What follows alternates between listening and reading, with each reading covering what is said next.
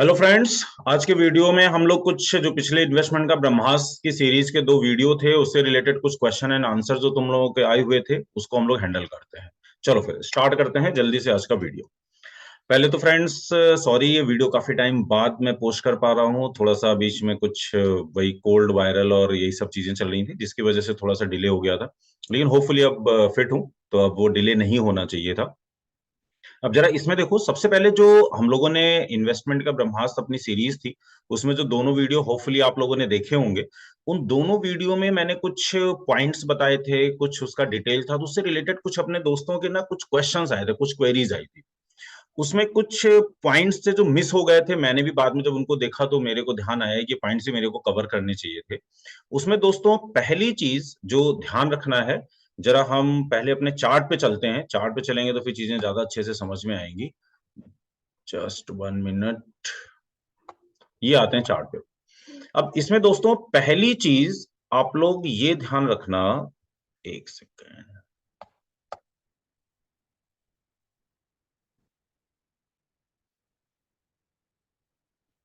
एक सेकंड दोस्तों, एक just 1 minute.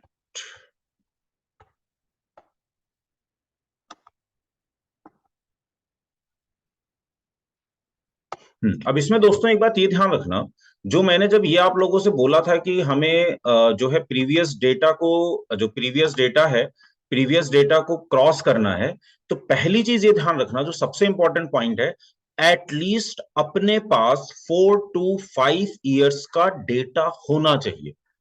At least 4 to 5 years का डेटा होना चाहिए, मतलब करीब करीब अगर एक जो है टोटल जो कैंडल्स हो गई अपने पास अप्रोक्सीमेटली 50 के आसपास, लेस देन 50 कैंडल में ये स्ट्रेटेजी नहीं लगानी है, अदरवाइज उतना अच्छा रिजल्ट नहीं आएगा।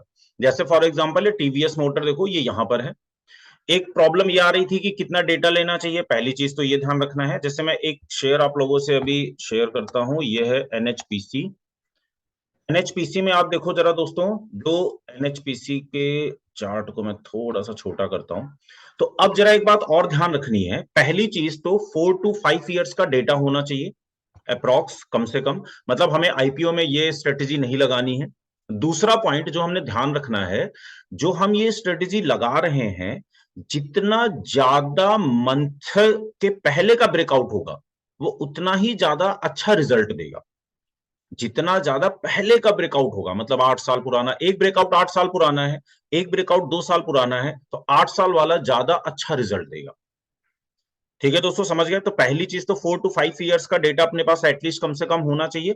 और जब हमारे, जैसे हम मंथली में इसको स्टडी करनी है, तो मंथली में जब हमारे पास आ रहा है तो हम नंबर ऑफ ब्रेकआउट्स के जो हमारे चार्ट्स बन रहे हैं वो हमने लगा लेने। उसके बाद उसमें क्या करना है, टॉप 3 वाले लेने हैं ईयर वाइज, टाइम वाइज किसका ब्रेकआउट ज्यादा पुराना है। जैसे मान लेते हैं एक 8 साल पुराना है, एक 5 साल पुराना है, एक 4 साल पुराना है, एक 3 साल पुराना है और एक 2 साल पुराना है। तो हमने क्या करना है, जो 8 साल वाले हैं उसको फर्स्ट प्रायोरिटी पे रखना है, फिर 4 वाले को, फिर 5 वाले को। मतलब हमने जो है ऑर्डर वाइज चलना है, जो ब्रेकआउट जितना पुराना है उसको हमने सबसे ज्यादा प्रायोरिटी देनी है। और एक और पॉइंट ध्यान रखना है जो सबसे ज्यादा इंपॉर्टेंट है, हमें किसी भी मंथ में 3 शेयर से ज्यादा शेयर में इन्वेस्ट नहीं करना है, ये बात और ध्यान रखना है। किसी भी मंथ में 3 शेयर से ज्यादा शेयर में इन्वेस्ट नहीं करना है। मतलब मान लेते हैं हमने 10 जो है सॉर्ट आउट कर लिए स्टॉक्स जो ब्रेकआउट दे रहे हैं, और 10 के 10 ने ब्रेकआउट दे दिया, तो हमें टॉप 3 वाले में इन्वेस्ट करना, अदरवाइज नहीं। और वो टॉप 3 वाले कैसे डिसाइड होने हैं, जो जितना ज्यादा पुराना होगा वो उतना ही हमने उसको हैंडल करना है, उसको उतनी प्रायोरिटी देनी है। ठीक है दोस्तों, तो मेरे ख्याल से बात क्लियर हो गई होगी। तो कुछ कंफ्यूजन कुछ फ्रेंड्स के आ रहे थे तो वो ध्यान रखना है।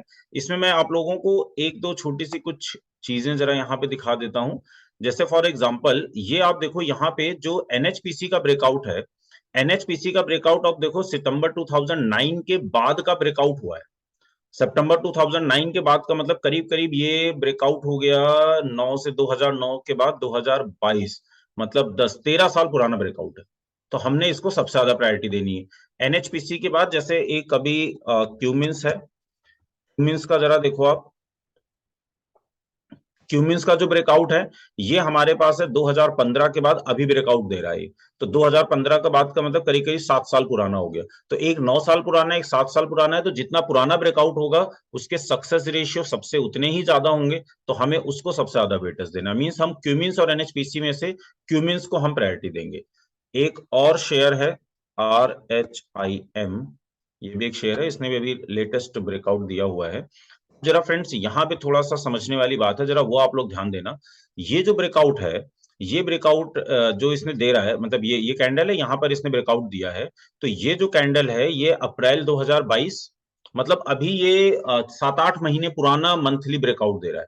और ये यहाँ पे दिया है इसने भी इस मंथ में, क्योंकि मैंने ट्रेड भी लिया है जिसमें may be stop loss hit हो। तो इसमें एक बात आप लोग ये ध्यान रखना, जैसे ये जो ब्रेकआउट है ना, ये करीब करीब 3 साल, अप्रैल से आप जोड़ोगे तो करीब 7 महीने पुराना ब्रेकआउट है। 7 महीने पुराना ब्रेकआउट है, तो इसको अवॉइड करना है, अनलेस कोई बहुत अच्छी खबर है, कोई बहुत टॉप कंपनी में ना हो, मतलब निफ्टी 50 की अगर है तो हम उसको कंसीडर करेंगे, अदरवाइज कंसीडर नहीं करेंगे।